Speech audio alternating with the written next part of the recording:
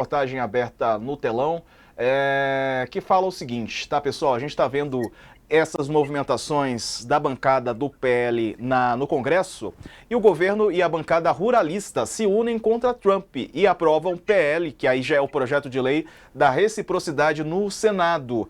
Em movimento raro no Congresso, o governo e a oposição atuaram juntos pela aprovação do texto que vai à Câmara em regime de urgência. A reportagem é assinada pelo André Borges e pela Mariana Holanda, um dia antes do presidente dos Estados Unidos, o Donald Trump, anunciar um tarifaço que pode atingir uma série de produtos brasileiros. O governo e a bancada ruralista se uniram pela aprovação de forma unânime do projeto de lei que impõe a reciprocidade das regras ambientais e comerciais na relação do Brasil com outros países. Foram 16 votos favoráveis, nenhum contra. A relatora é a senadora Tereza Cristina, do Progressistas, do Mato Grosso do Sul. Conosco a professora Carolina Pavese, de Relações Internacionais. Professora, bem-vinda, boa tarde.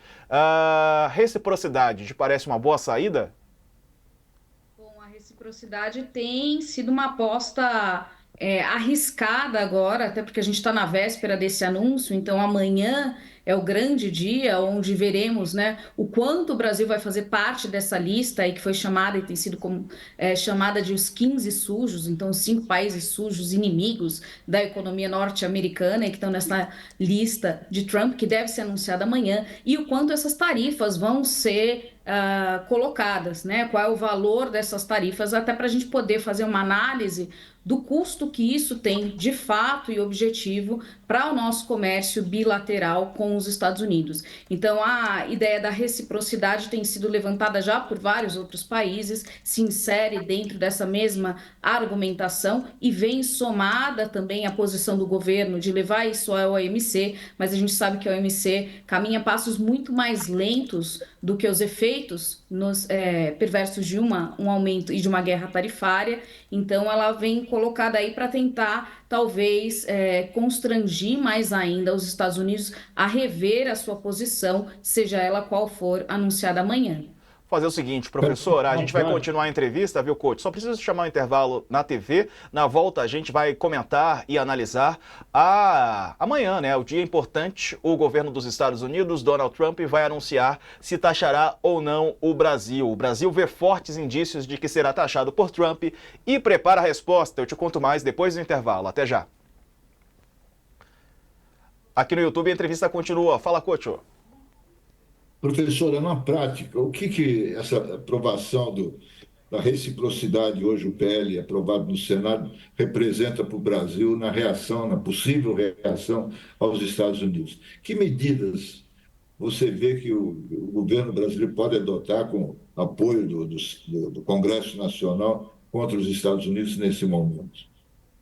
Olha, essa medida ela tem um peso político doméstico, né? A gente vê um momento onde há uma grande fragmentação, uma perda de apoio ao presidente Lula. A gente vê uma mobilização da direita nesse sentido. Então, isso vai também, é uma posição até um pouco surpreendente, porque o que a gente tem acompanhado no Brasil são os partidos de direita defenderem as políticas de Trump, tem um apoio político ideológico quase que incondicional e um pouco irracional a Trump, então isso muda de figura e dá para o presidente Lula mais espaço de manobra política para poder adotar medidas mais incisivas contra o protecionismo norte-americano, mas isso ainda precisa ser avaliado para a gente ver os custos disso, até porque, como a gente acompanhou até agora, o Trump nunca para numa primeira medida, né? Então a gente tem que ver o quanto a gente vai estar no olho aí desse furacão e o quanto isso pode ser só o gatilho de um início de uma guerra comercial.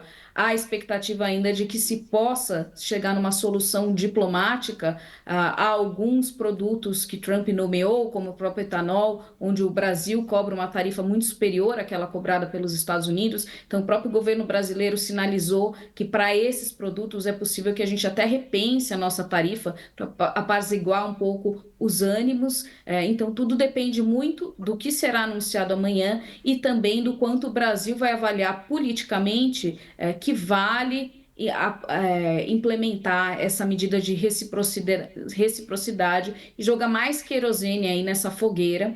e também um cálculo que precisa ser feito politicamente, economicamente e olhando o cenário internacional para ver como os outros países também vão reagir para que a gente não haja isoladamente. Verdade. Quero Boa. agradecer a você que assiste a gente pelo YouTube. Deixe seu like na nossa transmissão, comente também o que você acha dessa união do governo com a bancada ruralista para enviar medidas de reciprocidade para os Estados Unidos. Vale lembrar que amanhã o governo Trump deve anunciar que medida é essa e se o Brasil está entre os atingidos. O Jamil Chad trouxe na coluna dele a informação de que o Brasil vê fortes indícios de que será taxado por Trump e prepara a resposta. Daqui a pouquinho eu vou trazer os detalhes assim que a gente voltar aqui para a TV. A Andressa vai fazer a pergunta e a gente vem para esse assunto logo na sequência. Vamos voltar aqui para toda a nossa audiência. Estamos de volta falando sobre a união entre o governo e a bancada ruralista para enviar medidas de reciprocidade para os Estados Unidos se houver esse tarifaço, né? Essa tarifação chegar aqui aos produtos brasileiros. Amanhã será feito o anúncio pelo Trump. Andresa, tem pergunta para a professora Carolina Pavese? Tem. Professora, boa tarde.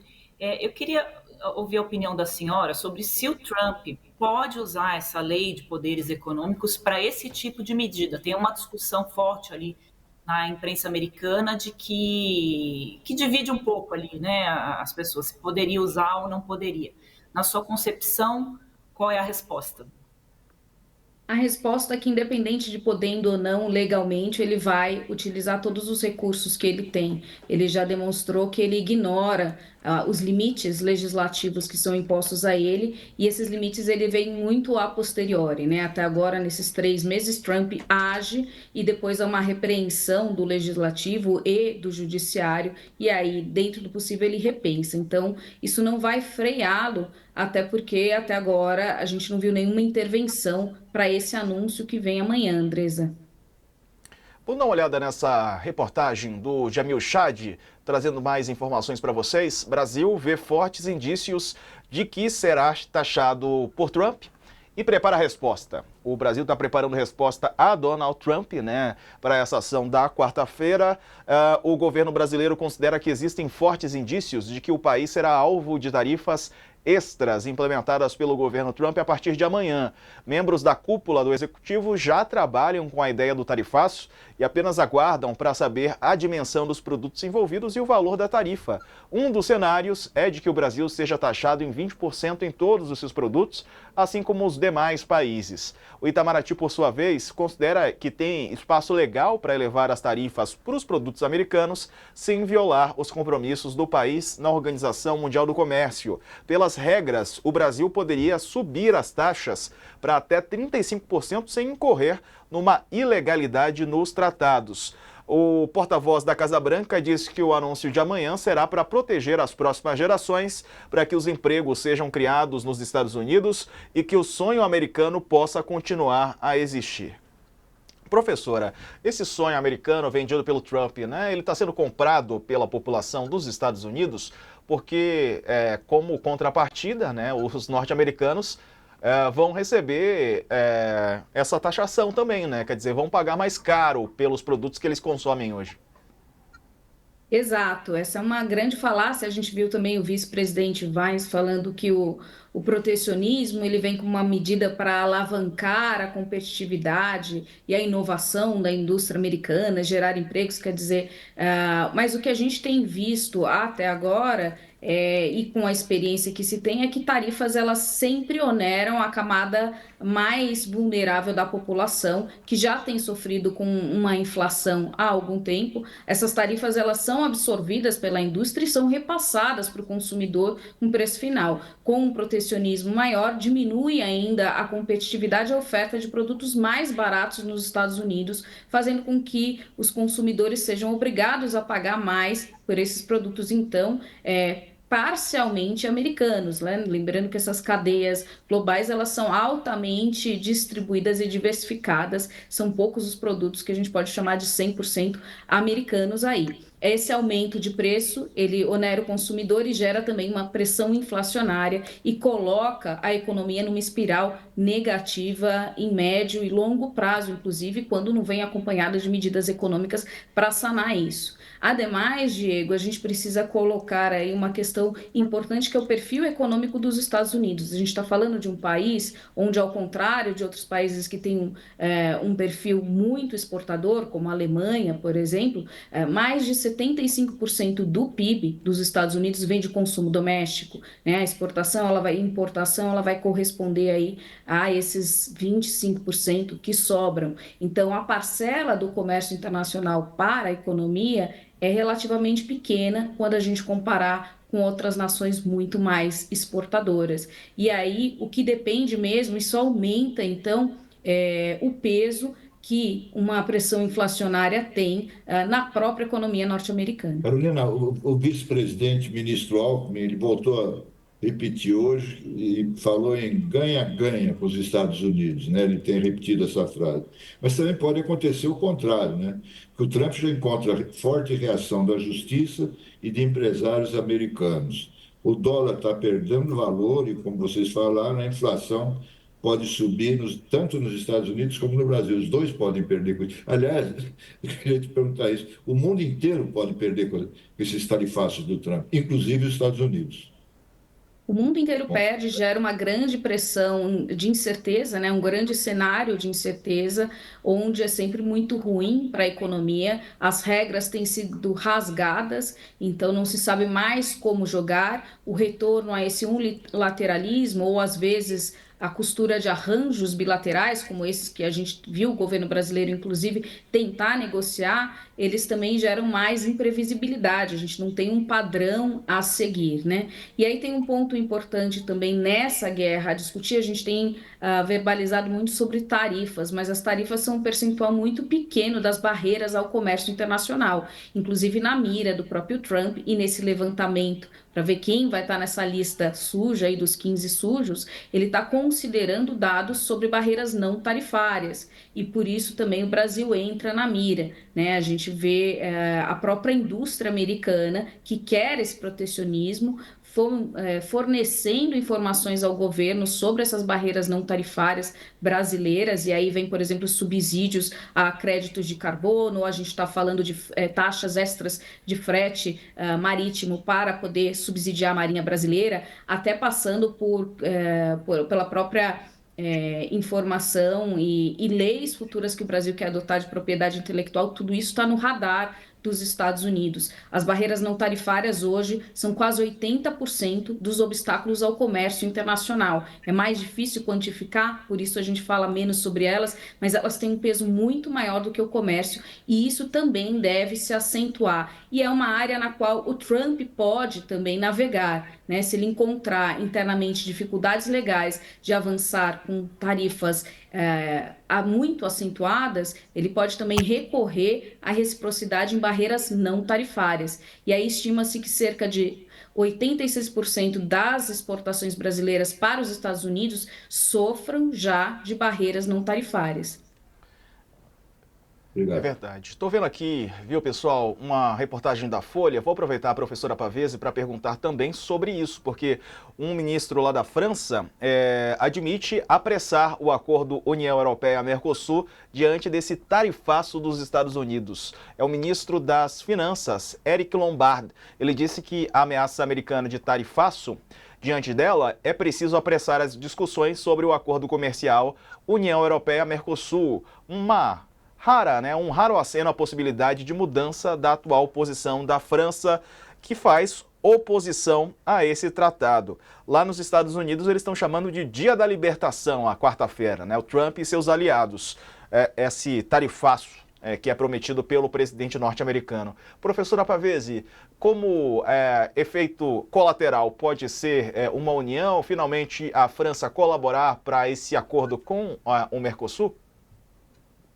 Bom, essa parece ser uma boa notícia, né, Diego? Diante de tantos desastres anunciados, a gente vê aí uma luz, pelo menos agora um semáforo mais amarelo do que vermelho por parte da França para poder se avançar com esse acordo Mercosul-União Europeia, mas isso não se apresenta como a solução de curto nem de médio prazo para o impacto negativo que isso pode ter no nosso comércio, até porque esse acordo ele precisa ser ratificado por 27 Estados-membros da União Europeia e alguns parlamentos regionais na União Europeia. Então, a gente está falando de 30 congressos aí a passarem por esse processo, o que dificulta muito e alonga a morosidade desse procedimento para que isso entre em vigor. Mas esses acordos e o reforço de um acordo interregional, nesse caso, ele sinaliza que há ainda essas alternativas a serem costuradas entre os países que ficam excluídos desse unilateralismo americano, para que se reforce mini multilateralismos e que se veja a abertura comercial ainda como a melhor forma de se promover o desenvolvimento econômico. Ok, estou vendo aqui uma outra reportagem do Jamil, vou aproveitar a professora Pavese. Sem acordo com os Estados Unidos, Brasil voltará a exigir visto de norte-americanos. Né? Tem toda uma questão envolvendo os vistos, você que viaja para os Estados Unidos sabe, e por enquanto, sem estabelecer um acordo de reciprocidade, o Brasil voltará a exigir vistos de turistas da Austrália, Canadá e Estados Unidos. A medida entra em vigor no dia 10 de abril, depois de vários adiamentos. A esperança do governo brasileiro era de conseguir que esses países facilitassem também a entrada de brasileiros em seus territórios, mas sem um acordo o governo indicou que voltará a exigir visto, ainda que o setor de turismo esteja lamentando a decisão. Em 2019, o governo Bolsonaro havia tomado a decisão de suspender o pedido para que 4 países, Estados Unidos, Canadá, Japão e Austrália, apresentassem vistos.